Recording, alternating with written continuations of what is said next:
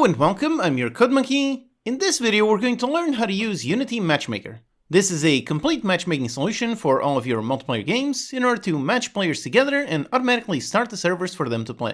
This is very well integrated with Unity Game Server Hosting, or as it was previously called Multiplay, which is a tool that I covered in the previous video. With both tools together, the players just press a single button in game, and in the background the system will match players together according to whatever rules you define, and automatically start the servers for them to play. This is an extremely robust production-ready tool. It has already been used by big studios like Respawn Entertainment and Team 17. It works on any engine and on any platform. You can define all kinds of rules with as much or as little complexity as you want, easily set up some skill-based matchmaking, or make it based on location or map type, platform, or anything you want. For the demo for this video, I'm going to use my own game, Kitchen Chaos, which was fully made from scratch in 2 free courses. Go watch those if you want to see how the entire project was built and how it got to this point. Using that as a demo, I will show you how I implemented Unity Matchmaker. You can download the complete project files to inspect how it all works for yourself. And also, this video is sponsored by Unity. Learn more about Matchmaker and Unity Gaming Services with the link in the description. Okay, so let's begin as usual on the Unity dashboard. Go ahead and select your project. Then over here on the left side, go into Multiplayer. Then let's scroll down and go into Matchmaker. And over here, let's set up the Matchmaker. So let's follow the usual setup. And the first one is Integrate Matchmaker. With this, as you can see, it supports Unity, Unreal, and even a custom engine. And for using that, you can either use the SDK or the API directly. The SDK is the easiest method, so let's go with Unity SDK. Next. Now we need to link up the project. So here I am in Unity, and first of all, up here on the top left corner, make sure you are signed in. If you see a button saying sign in, then close Unity and open up the Unity Hub, then make sure you are signed in there before opening up the project. When you are signed in, go into Edit and Project Settings. Then let's go down here into the Services tab, and either create a brand new project or use an existing ID. I already have one, so I'm going to select that one. Okay, I have the project selected, and I'm just going to link it. And yep, there you go, success. So back in Setup here, let's go and click on Next. Now we need to install the package. This one does not show up on the package manager by default, so we need to install it through the name. And it's very important that you copy the exact name, so let's use this button here to copy directly to the clipboard. Then back into Unity, let's go into Window, Package Manager. And up top, click on the plus button, then add package by name, and make sure you paste in the exact same name. Make sure you don't make a mistake, the name has to be exact. And let's go ahead and add. And yep, there you go, here is the Matchmaker package. So back in the setup, everything is done, let's go ahead and finish. Okay, so the integration is working. The next step is to create a queue. This basically is going to represent a specific type of tickets. So you would have, for example, perhaps a rank queue, then a casual queue, maybe a queue for a specific map, maybe another one for a specific game mode. So let's go ahead and create a queue. Now let's just give it a name. So let's call it default queue.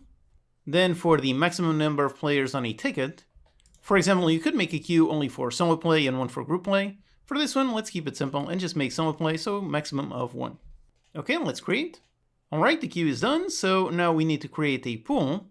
A pool is how you're going to group tickets together to find a match. Then you can have multiple pools, which you can then match with filters. So for example, you would have one default pool, then one for just beta players, one for a specific version, maybe a pool for super highly ranked players, another one just for Xbox or PlayStation, and so on. So let's go ahead and create it, and let's assign the queue that we just selected. Then let's give the pool a name. Let's call this one just the default pool. And for the timeout in seconds, let's say we want to search for 60 seconds. And yep, this first one is going to be the default pool, so we cannot add filters. We can only add filters to extra pools. So for now, let's leave it on default and next. Then for the hosting settings, this tool, like I mentioned, is very well integrated with Game Server Hosting or Multiplay. This is what I covered in the previous video for automatically spawning up servers in the cloud. So you need to have Multiplay set up in the same project in order to use this. Let's go ahead, select a fleet, and select a build config. Like I mentioned, then you could make different pools that use different builds. So that's how you would have maybe one pool for regular players and one for beta players. You would change it here. Let's go ahead, click on next. And now here is the really important part, the rules. So this is how the players are actually matched up. This one is the true power of Matchmaker. Here you can go as simple or as complex as you like. This is going to differ a lot depending on the specifics for each game. So I'm going to set up the rules specifically for my Kitchen Chaos game. So first, for the match definition, let's give it a name. Let's name it just normal for a normal match. Then for the region, I'm in Europe, so I'm going to select Europe. And for backfill, This basically means you want players to join servers that have already been created with some players, or do you only want to make sure that the players in the tickets, they create a brand new server every time. So imagine, for example, a game like Battlefield where the game already started. In that case, you probably do want to allow players to join in the middle of the game. This also helps with team balancing. For other games, you might not want this. You might just want to group the players together directly in the matchmaker and nothing else afterwards. In my case, for my game, Kitchen Chaos, we actually already defined rules in multiplayer course where we only want the players to join in the very beginning and never in the middle. But then in the multiplayer video, I also set it up to only accept players in the very beginning. So actually the rules here are also slightly related to the rules on the game server hosting. In my case, I'm going to set backfill to true in order to allow the players to get grouped together in the character select scene. Then if someone leaves the game before the game starts, they can still join, but as soon as the game actually starts, at that point, backfill will no longer be enabled. Okay, so then we have the team definitions. Again, different games have different rules. You can add all kinds of teams you want. So for a game like Battlefield, you would have probably at least 2 teams, but in a game that is free-for-all, like for example a Battle Royale, or in a game that there's no concept of teams, like for example Kitchen Chaos, for here let's just make 1 team. So let's just give this team the name all. Then the team count, so this is the number of replicas for this team. Basically, if you have a game kind of like Counter-Strike where you have terrorists and counter-terrorists, for that kind of game you would make 2 separate teams, but on games where you just have side A and side B, for those you could make them replicas. In this case there's only 1 all team, so let's put the minimum and maximum both at 1. Okay, so next the player count. For Kitchen Chaos, the game is playable with any number of players up to 4, so here we would put 1 and 4. But actually, let's put it 4 and 4, meaning that this will only start the server once 4 players are ready to be matched together, which means this is also a great time to look at range relaxations. This is an extremely powerful feature. Basically, we have it set up to only match players if there are 4 players available. So just like this, if we only have 2 players looking for a match, they won't do anything, they'll keep waiting until they find 4. But like I said, for this game, the game is actually playable with fewer players. So we can make it set up so that it starts looking for groups of 4 players, and then let's add a relaxation. This one is going to replace the minimum value, and let's replace it, instead of 4, let's replace it with just 3, and let's say after maybe 10 seconds. So it will try finding 4 players to group together for 10 seconds, and after 10 seconds, if it still does not find them, then it will start looking for groups of 3 players. We can also change here the ticket age type, so if the oldest ticket has been waiting for 10 seconds, or the youngest, or the average of all the tickets. So we can add this relaxation, then we can add a bunch more. So let's say, for example, after 15 seconds, let's start looking just for 2 players. And after, say, 20 seconds, let's just look for 1 player. Because again, this specific game can be played with 1 or 4 players. But at the same time, since we enabled backfill up here, that means that even if the server starts with, let's say, just 1 player, then the other players will still be able to join that same server.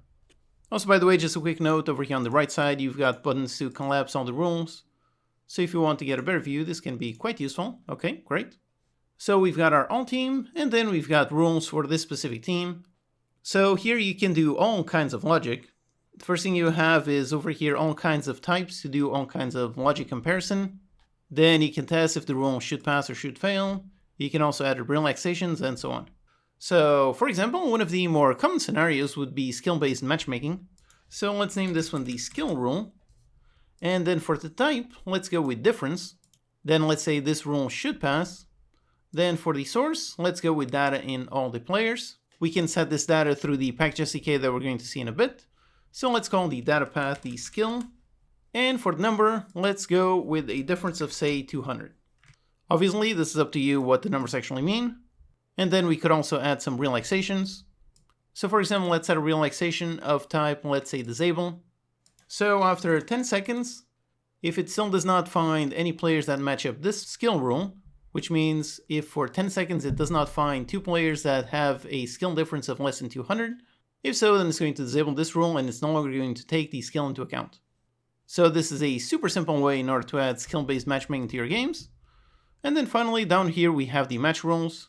Now these are the same thing except they apply to the entire match in every single team. In our case, since we really just defined one single team, because of that we essentially already have a match rule. Okay, so that's all our really nice logic. Also, by the way, one thing, up here up top you can see 2 buttons, so one for the logic builder, so this is the one that we're seeing, and then you've got one to see pretty much the exact same data, but look at it in JSON. And over here, this is all editable, so you can edit any of these fields. This is just a text box, so you can just type anything. So if you prefer manual text editing, then maybe you can use this one. Or you can really just use the logic builder, which is pretty easy to use. Okay, so with that, we have set up all of our rules, so let's go ahead and create. And if that's it, the pool has been created. And now if we want, we can create some additional pools. So here, let's go ahead, select the queue. Let's go ahead, add some different pool name. And over here, we've got a pool with filters. So let's just add some number and go into next. Let's select the fleet and the build config. And if then here, we have the filters for this pool.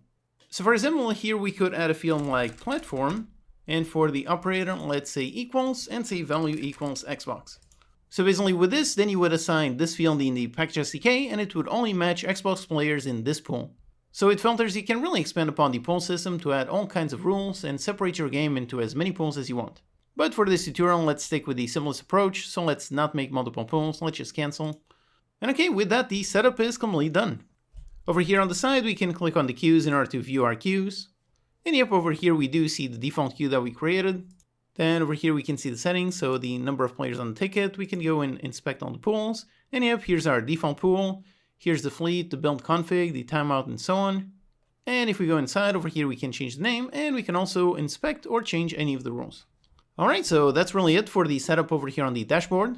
Now let's go into Unity and implement the package SDK. So here is the game in Unity. Again, I made this entire game in the 2 free courses. Go watch them to see how this project started from scratch and how it got to this point. And after that, I also implement the dedicated server logic from the previous video. So here on the lobby scene, I just add this Matchmaker UI script. It really just adds this button. And over here is the code, so really just has a button reference. And when we click on the button, we go into find a match. So that is going to run this function. And how it finds a match is it goes inside the Matchmaker service, inside the instance, and creates a ticket. Also, one very important thing is that this must be called only after initializing the Unity services and authentication. That is actually handled over here on the kitchen game lobby script. Over here, as soon as this one starts, it initializes the Unity authentication. Then it goes over here into the Unity services, initialize, and then the authentication service. Now that means that in a proper game, you would probably block out this button until the authentication completes. But for this simple demo, I can really just wait 1 second before clicking on the button. So anyways, you initialize Unity service, and then you can create a brand new ticket. For creating the ticket, this one takes a list of players. And for the player, it's defined over here, Unity Services Matchmaker Model as player. Also, one reason why this takes a list and not just a single player is to answer a question that some of you might have, which is, how do you find a match as part of the group? Well, this is exactly how. Basically, the players would get together, possibly by using Unity Lobby. Then the lobby owner would send out just one ticket, including all the players in that lobby. So this one takes a list of all the players. For each player, you include the authentication ID, and then you can add whatever custom data you want. This can be a custom type that you define. For example, I defined this one up here, and I just defined a skill field, so just example like I set up in the dashboard. You can define whatever data you want. You can send either a custom type or really just send a dictionary of string object, so either way it works. And then the final parameter over here takes in the queue name. And for this one, make sure this name matches exactly what you wrote on the dashboard perfectly. Okay, so that is basically going to create a brand new ticket. However, just by doing that, it won't actually join a game automatically. That just creates a ticket. We need to manually handle joining. And how you do that is by pulling the state of the ticket. So over here, it stores the ticket response. So this is the one that returns from this function. And then with this one, down here on update, we have a simple poll timer. For the maximum poll amount, for this one, according to the docs, you should do it once per second. So I just put 1.1 in order to make sure that I don't get rate limited. If you do it too fast, you'll start to get errors. So do it a little bit less than once per second. So that means that every second, it is going to run this function to pull the matchmaker ticket. Then this one calls the function to get the ticket async. So that passes in the ticket ID in order to return a response. So this is going to return what is the status of this ticket. With that, first of all, if it returns null, that means there have been no updates to this ticket, so just keep waiting. But if it is not null, then we're going to check the type. And it should always be of this type, so the type multiplay assignment. If so, then that means everything is correct and we have some update. So then we can just cast the ticket status response.value as a multiplay assignment. And on this multiplay assignment, we can then check out the multiplay status. Then we have all kinds of possible statuses. So first we have an in progress. This means that it's still searching, so let it keep searching. Then maybe we have a failed for some reason. like perhaps your multiplayer settings are incorrect and it could not start the server. Or alternatively, we can have a timeout. This means that it either could not find a match or it could not start the server within the time limit that you defined in the dashboard. Now in my testing, it seems that timeout usually only happened once for the very first time that I was looking for a match. It's probably related to how game server hosting synchronizes the build data and how it takes a bit longer to do a cold start. But after that first time, I never got a timeout. So if it's neither of these states, then it's the one up here, so it's the found state. If so, then really that means that it found a match. So with this, you can go inside the multiplay assignment in order to grab the IP and the port. And then with that data, then you can go inside the Unity transport and as usual, set the connection data and finally start the client. After that, then the game really proceeds as normal. So that's really it for the matchmaker on the client side. However, there are some other things you must also implement on the server side. If you just do it just like this, then it will only create brand new servers with whatever tickets are active. So for example, if 4 players are looking for a game at the same time, then it will indeed make a game with those 4 players. However, if one game already has a player waiting in the character select, and then afterwards another player tries to find a match, if so, then just like this, it won't actually join that match. It won't create a brand new server for that second player. Meaning that just like this, we don't actually have backfill enabled. So for that, we need to add some code on the server side. So over here on the kitchen game lobby script, this is where we added the dedicated server logic in the last video. So if we go down to where we were allocating the server, so here we've got the multiple events, we allocate the multiplay, and yep, here we got this function in order to allocate a server. So we get the server config, we set up the connection data, and over here we set up the backfill tickets. Now the way that backfill works is you need a different type of ticket, you need a specific backfill ticket. These are separate from regular matchmaking tickets. And actually, Multiplay already automatically generates that. How you get it is through this function, so Multiplay service, you go through the instance and get the payload allocation. This returns an object of this type, which you must create. So this type is defined over here. This isn't a built-in type, so you need to add this exactly like this onto your project. Now I found out this type because there's actually another function which returns the same thing. If you go into the Multiplay service instance, you can get the payload as plain text. And if you do that, that returns some JSON, then you can see that the JSON structure is exactly the same as this type right here. Then this type, as you can see, it contains a backfill ticket ID. So basically up here we get the payload allocation, we grab that one, and from that one we grab the backfill ticket ID and we store it. However, just like on the client side, we also need to constantly pull the API. So again, we have a simple float timer.